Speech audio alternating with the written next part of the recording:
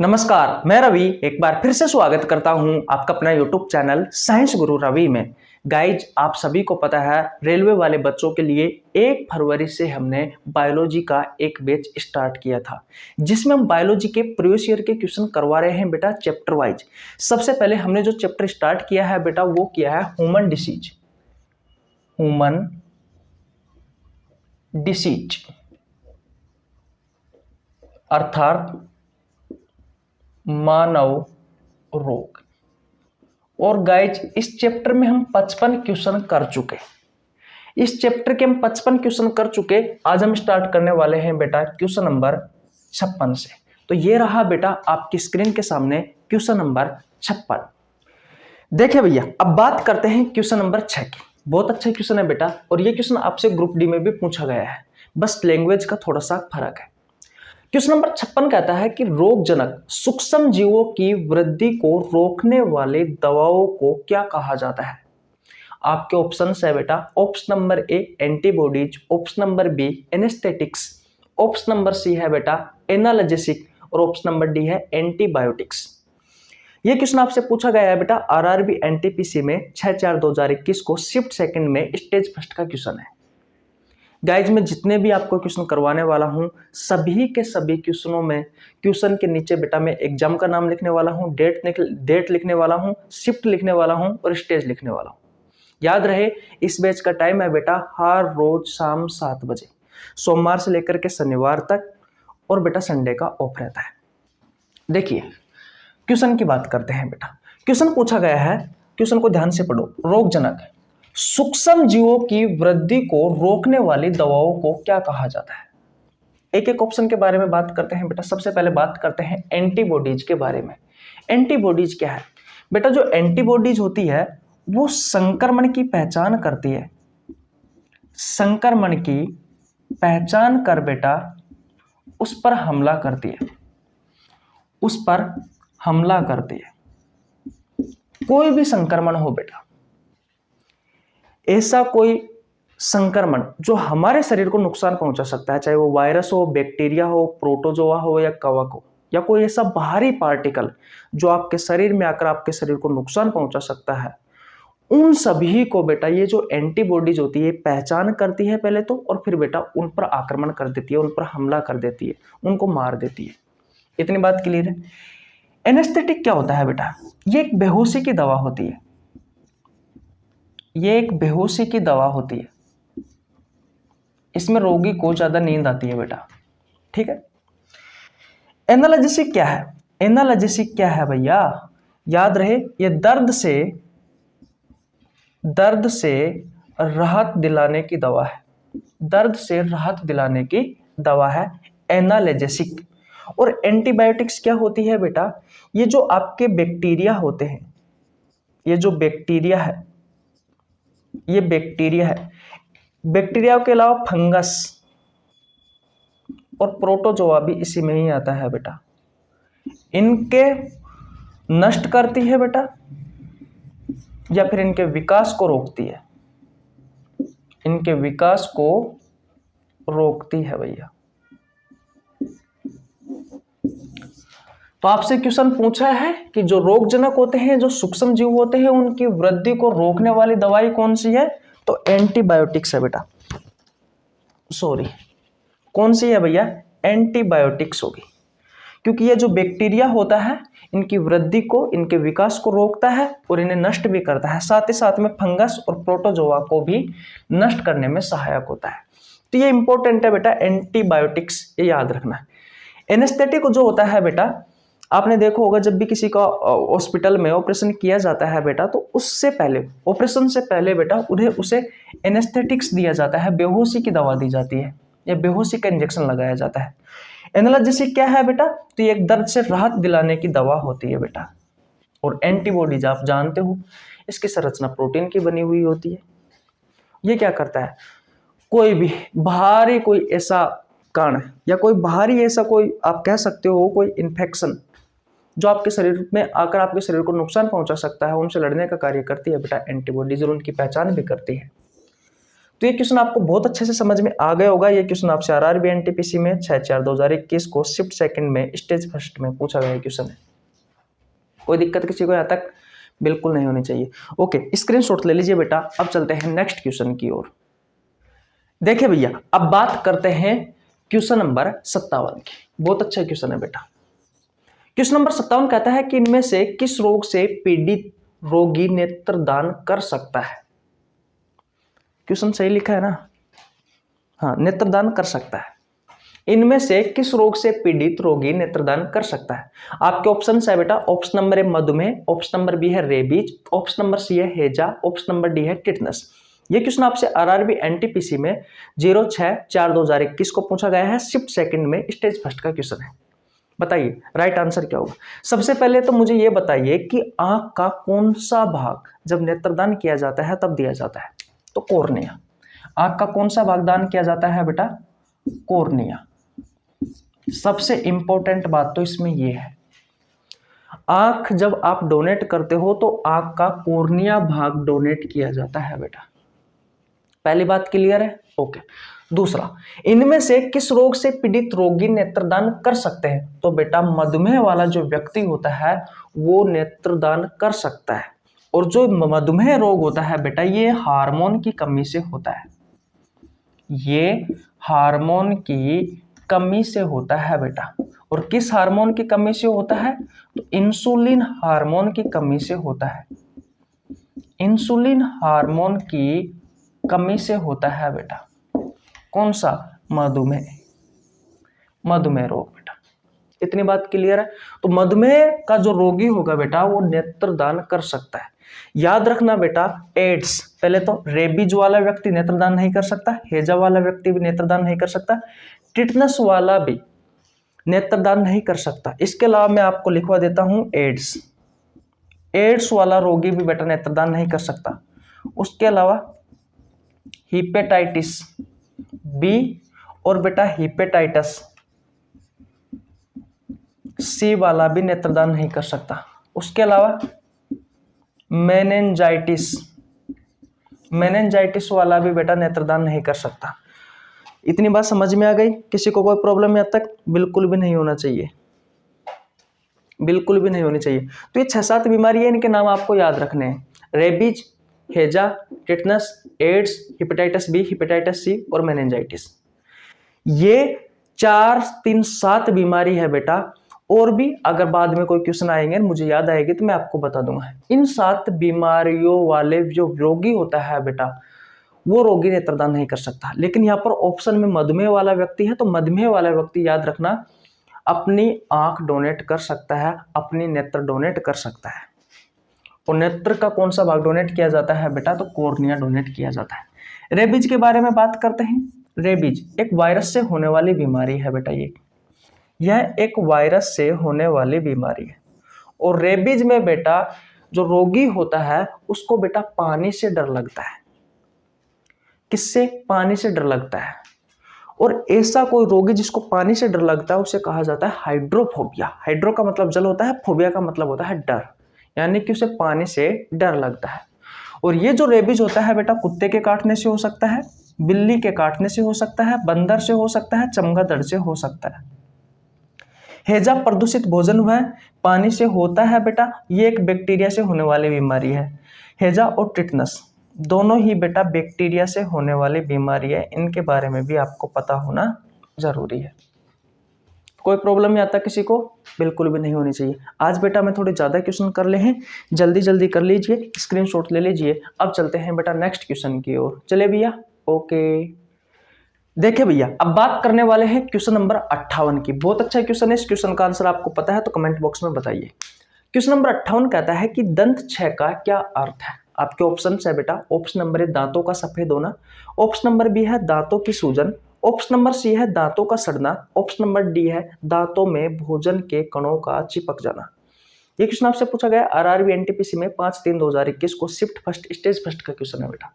बताइए इस क्वेश्चन का राइट आंसर क्या होगा? इस क्वेश्चन का राइट आंसर है बेटा option number B, sorry option number B नहीं, ऑप्शन नंबर सी, दांतों का सड़ना। होता क्या है बेटा, हमारे जो दांत होते हैं उन दांतों का सबसे बाहरी जो परत होती है उसे कहा जाता है इनेमल।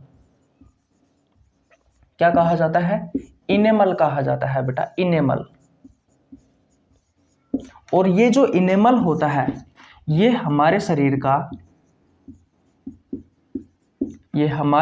का सबसे कठोर भाग होता है, सबसे कठोर भाग होता है। इसमें बेटा 0% पानी होता है, इस वजह से बेटा ये हमारे शरीर का सबसे कठोर भाग है।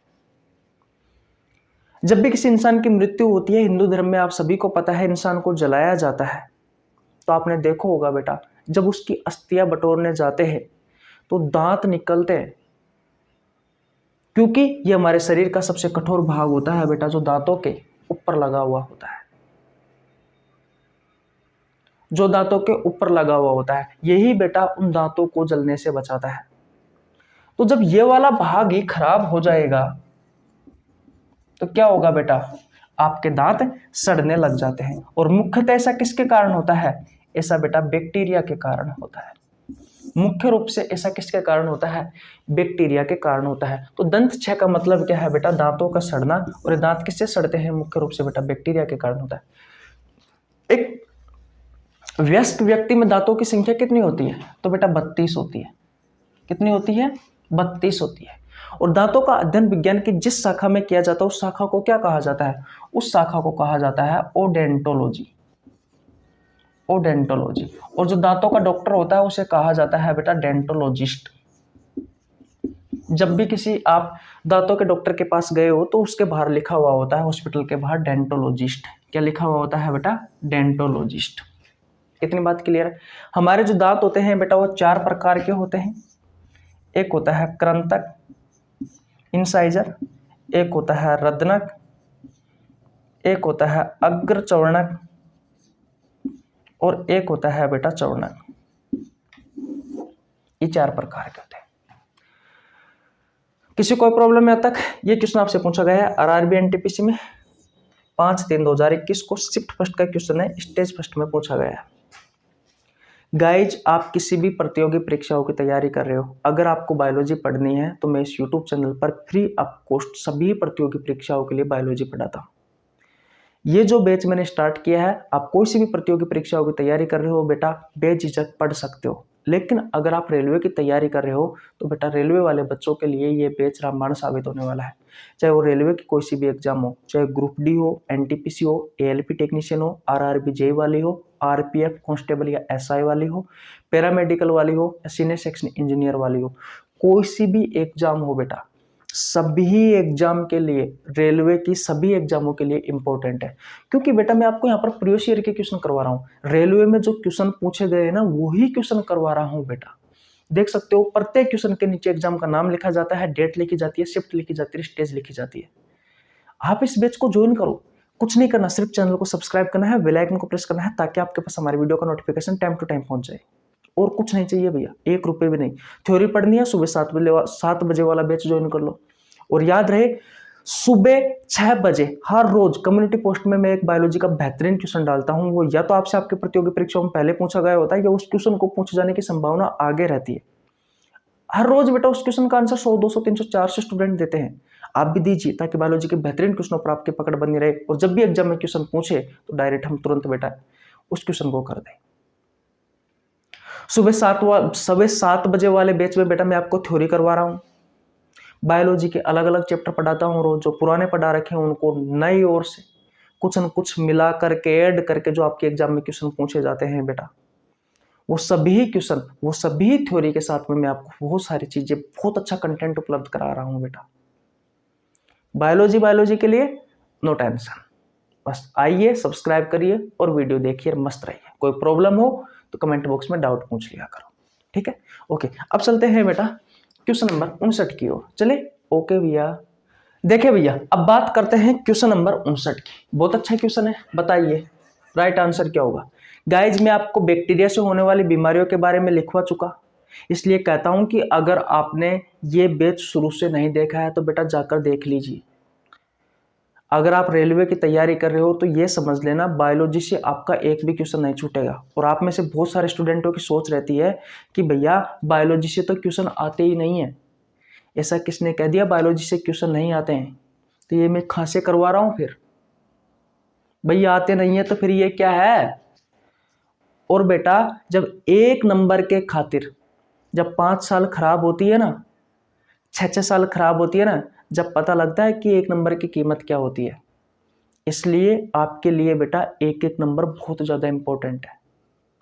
मैंने आपको बैक्टीरिया से होने वाली बीमारियों के नाम लिखवा दिए हैं, वायरस से होने वाली बीमारियों के नाम लिखवा दिए हैं, कवक से होने वाली बीमारियों के नाम लिखवा दिए हैं, प्रोटोजोआ से होने वाली बीमारियों के नाम लिखवा दिए हैं, जेनेटिक डिसीज अनुवांशिक रोगों के नाम लिखवा दिए हैं। तो अब इस क्वेश्चन का आंसर दीजिए। क्वेश्चन नंबर 59, निम्नलिखित में से कौन सा एक जीवाणु जनित रोग है? ऐसा रोग बेटा जो बैक्टीरिया के कारण होता है, जीवाणु के कारण होता है, ऐसे रोगों को कहा जाता है जीवाणु जनित रोग। आपको ऐसी बीमारी का नाम बताना है बेटा इनमें से जो बेटा बैक्टीरिया के कारण होती हो। आपके ऑप्शंस है, ऑप्शन नंबर 1 कंठमाला, ऑप्शन नंबर बी है खसरा, ऑप्शन नंबर सी है चेचक और ऑप्शन नंबर डी है डिप्थीरिया। बताइए इस क्वेश्चन का राइट आंसर होगा बेटा ऑप्शन नंबर डी डिप्थीरिया। देखते ही क्लिक हो जाना चाहिए। मैं लिखा देता हूं बैक्टीरिया से कौन कौन सी बीमारी होती है। Number 1 TB, number 2 pneumonia, number 3 typhoid, number 4 syphilis, number 5 leprosy, number 6 diphtheria, number 7 tetanus, number 8 pertussis, number 9 anthrax, number 10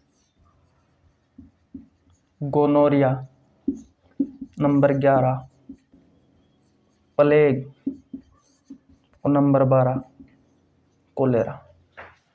guys अगर आपने मानव रोग वाला चैप्टर नहीं पढ़ा है तो बेटा आपको नीचे लिंक डिस्क्रिप्शन में मिल जाएगा। मैंने पूरा करवा रखा है। मैंने इस चैप्टर को, मानव रोग वाले चैप्टर को 55 क्लासों में या फिर 54 क्लासों में करवाया है बेटा, मुझे कंफर्म याद नहीं है, लेकिन 54 या 55 क्लासों में करवाया है। अब सोच सकते हो किसी चैप्टर को मैं 2 महीने में करवा रहा हूं तो कितना अच्छा कंटेंट होगा। भैया एक बार चैनल पर जाकर चेकआउट करिए। हाँ मानता हूँ हमारे पास डिजिटल बोर्ड नहीं है, लेकिन उसका मतलब ये नहीं है कि हमारे पास अच्छा कंटेंट नहीं है। बहुत अच्छा कंटेंट है। एक बार आप एक वीडियो पूरी देख लीजिए और उसके बाद में फिर बोलना कि भैया आपका कंटेंट अच्छा नहीं है। ठीक है, तो ये सभी बीमारी बेटा बैक्टीरिया से होने वाली बीमारी है। डिप्थीरिया ऑप्शन में है बेटा तो करके आ जाइए। और मैंने आपको पढ़ा रखा है डिप्थीरिया के बारे में, बहुत अच्छे से पढ़ा रखा है। और बात करें कंठमाला, ये एक वायरस से होने वाली बीमारी है। इसमें गले में सूजन आ जाता है। खसरा मीजल्स पढ़ा रखा है। चेचक स्मॉल पॉक्स पढ़ा रखा है बेटा। क्या दिक्कत आ रही है? सब चीज पढ़ा रखी है। तीनों के तीनों ही बेटा वायरस से होने वाली बीमारी है ऊपर की। और इसका डी आंसर होगा क्योंकि डी एक बैक्टीरिया से होने वाली बीमारी है। डी एक बैक्टीरिया से होने वाली बीमारी है। कोई परेशानी बिल्कुल नहीं होनी चाहिए भैया, बिल्कुल भी नहीं होनी चाहिए। स्क्रीनशॉट ले लीजिए। आगे बढ़ते हैं क्वेश्चन नंबर 60 की ओर। चले ओके। देखिए भैया अब बात करते हैं क्वेश्चन नंबर 60 की। बहुत अच्छा क्वेश्चन है और ये क्वेश्चन आपसे पूछा गया है बेटा आरआरबी एनटीपीसी में 28/12/2020 को शिफ्ट फर्स्ट का क्वेश्चन और स्टेज 1 में पूछा गया है। क्वेश्चन कह रहा है निम्न में से कौन सा रोग विषाणु द्वारा होता है। आपके ऑप्शन है बेटा ऑप्शन नंबर 1 टाइफाइड, क्षय रोग, हैजा और चेचक। गाइज मैं आपसे फिर कह रहा हूँ याद कर लीजिए बैक्टीरिया से होने वाली बीमारियों के नाम, वायरस से होने वाली बीमारियों के नाम, प्रोटोजोआ से होने वाली बीमारियों के नाम और कवक से होने वाली बीमारियों के नाम और अनुवांशिक रोगों के नाम। ऐसा मैं आपसे क्यों कह रहा हूँ? क्योंकि बेटा मैंने इस पूरे चैप्टर के प्रीवियस ईयर के क्वेश्चन निकाल कर देखे हैं रेलवे के। 30 से 40% बेटा जो क्वेश्चन है ना वो इसी प्रकार के क्वेश्चन है सारे के सारे। कि निम्नलिखित में से कौन सा रोग विषाणु द्वारा होता है, निम्नलिखित में से कौन सा रोग जीवाणु द्वारा होता है, निम्नलिखित में से कौन सा रोग विषाणु द्वारा नहीं होता है, निम्नलिखित में से कौन सा रोग जीवाणु द्वारा नहीं होता है, निम्नलिखित में से कौन सा रोग कवक द्वारा होता है। इसी प्रकार के क्वेश्चन है बेटा सारे के सारे। तो अभी पिछले ही क्वेश्चन में मैं आपको लिखवा के आया हूं बेटा बैक्टीरिया से होने वाली बीमारियों के नाम। इस क्वेश्चन को देखते ही हो जाना चाहिए कि भाई चेचक आंसर है, जिसे आप स्मॉल पॉक्स कहते हो, जिसे आप स्मॉल पॉक्स कहते हो। वायरस से होने वाली बीमारियों का नाम लिखवा देता हूं, लिख लीजिए। एड्स, दूसरा डेंगू, नंबर 3 पर चिकनगुनिया, नंबर 4 पर येलो फीवर, नंबर 5 पर जीका फीवर या फिर जीका वायरस, नंबर 6 पर चिकन पॉक्स, नंबर 7 पर स्मॉल पॉक्स, इसे स्मॉल पॉक्स को ही चेचक कहा जाता है, इंपॉर्टेंट है बेटा ये। नंबर 8 पर मीजल्स, नंबर 9 पर जर्मन मीजल्स, नंबर 10 पर जेनाइटल हर्पस, ये भी अखबार ग्रुप डी में पूछा गया था पिछली बार। 11 वायरल हेपेटाइटिस, 12वां पोलियो, 13वां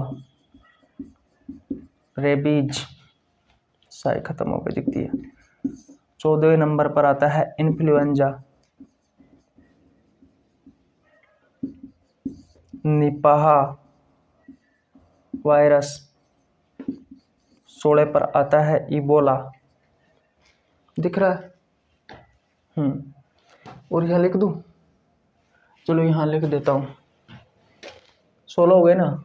17 पर आता है बर्ड फ्लू, 18वें पर आता है स्वाइन फ्लू, 19 पर आता है भैया मम्प्स, 20 पर आता है भैया कॉमन कोल्ड, 21 पर आता है बेटा सार्स। ये सभी बीमारी बेटा वायरस से होने वाली बीमारी है, ये सभी बीमारी बेटा वायरस से होने वाली बीमारी है। और रट लीजिए, कुछ भी करिए पर याद कर लो अगर एग्जाम में फायदा देखना है तो। बात क्लियर है? कोई प्रॉब्लम यहाँ तक बिल्कुल नहीं होनी चाहिए। चैनल पर नया है तो चैनल को सब्सक्राइब जरूर करके जाना, वीडियो को लाइक कर दो, ठीक है? ओके, स्क्रीनशॉट ले लीजिए, ले ले स्क्रीनशॉट। ओके भैया, नेक्स्ट क्वेश्चन की ओर चलते हैं। देखिए भैया, अब बात करते हैं क्वेश्चन नंबर 61 की। बहुत अच्छा क्वेश्चन है बेटा, यहाँ से 3-4 क्वेश्चन पूछे गए, तीनों के तीनों ही 3-4 के 3-4 ही क्वेश्चन करवाने वाला हूँ। क्वेश्चन नंबर 61 कहता है कि ट्रिपल वैक्सीन टीका नवजात शिशु को निम्न में से किस रोग के खिलाफ प्रतिरोधक क्षमता प्रदान करता है? आपके ऑप्शन है बेटा। ऑप्शन ए है बेटा काली खांसी, टिटनेस, खसरा। ऑप्शन बी है काली खांसी, टिटनेस, डिप्थीरिया। ऑप्शन सी है टिटनेस, डिप्थीरिया, चेचक। ऑप्शन नंबर डी है टिटनेस, टाइफाइड, टीबी। ये क्वेश्चन आपसे पूछा गया है बेटा आरआरबी एसएससी में 21/12/2014 को सेट 7 में। बताइए इस क्वेश्चन का राइट आंसर क्या होगा? कह रहा है ट्रिपल वैक्सीन। अभी ट्रिपल वैक्सीन क्या होती है? तो बेटा ऐसी वैक्सीन जो 3 रोगों के लिए दी जाती है, ऐसी वैक्सीन को कहा जाता है बेटा ट्रिपल वैक्सीन। कह रहा है कि नवजात शिशु को निम्न में से किस रोग के खिलाफ प्रतिरोधक क्षमता प्रदान करता है? यह आपको ऑप्शन में दी गई है बेटा। तो याद रखना, एक वैक्सीन होती है ट्रिपल वैक्सीन DPT। ये बेटा एक ट्रिपल वैक्सीन है जो 3 रोगों के लिए दी जाती है। पहले डी का मतलब है डिप्थीरिया,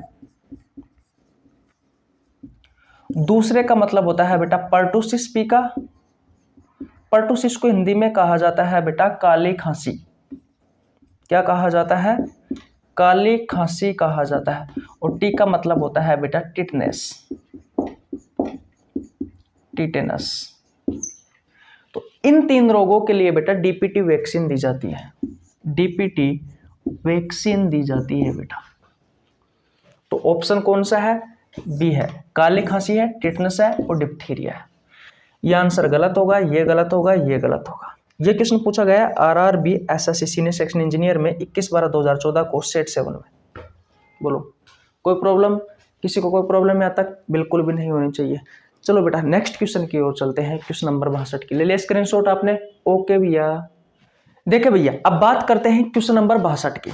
बहुत अच्छा क्वेश्चन है, वही पिछले वाले क्वेश्चन की जानकारी से ही होगा। क्वेश्चन नंबर 62 कहता है कि DPT वैक्सीन में पी किसे संदर्भित करता है? आपके ऑप्शंस है, option number A psoriasis, option number B है पर्टुसिस, ऑप्शन नंबर सी है पेकोलाइटिस, ऑप्शन नंबर डी है पार्किंस। आरआरबी एनटीपीसी में पूछा गया है 29/3/2016 को, शिफ्ट सेकंड का क्वेश्चन है, स्टेज फर्स्ट में पूछा गया है। मैं फिर बता देता हूं बेटा, डीपीटी, डी से डिप्थीरिया, डी से डिप्थीरिया, ये एक बैक्टीरिया से होने वाली बीमारी है। पी से पर्टुसिस, जिसे आप काली खांसी कहते हो बेटा, यह भी एक बैक्टीरिया से होने वाली बीमारी है। और टी का मतलब होता है बेटा टिटेनस, और ये भी एक बैक्टीरिया से होने वाली बीमारी है। 3 रोगों के लिए दी जाती है, इसलिए इसे ट्रिपल वैक्सीन कहा जाता है। तो राइट आंसर कौन सा हो जाएगा? ऑप्शन नंबर बी पर्टुसिस हो जाएगा भैया। ले लीजिए स्क्रीनशॉट। अब चलते हैं बेटा नेक्स्ट क्वेश्चन की ओर, क्वेश्चन नंबर 63 की। ले लीजिए। ओके भैया, देखिए भैया अब बात करते हैं क्वेश्चन नंबर 63 की।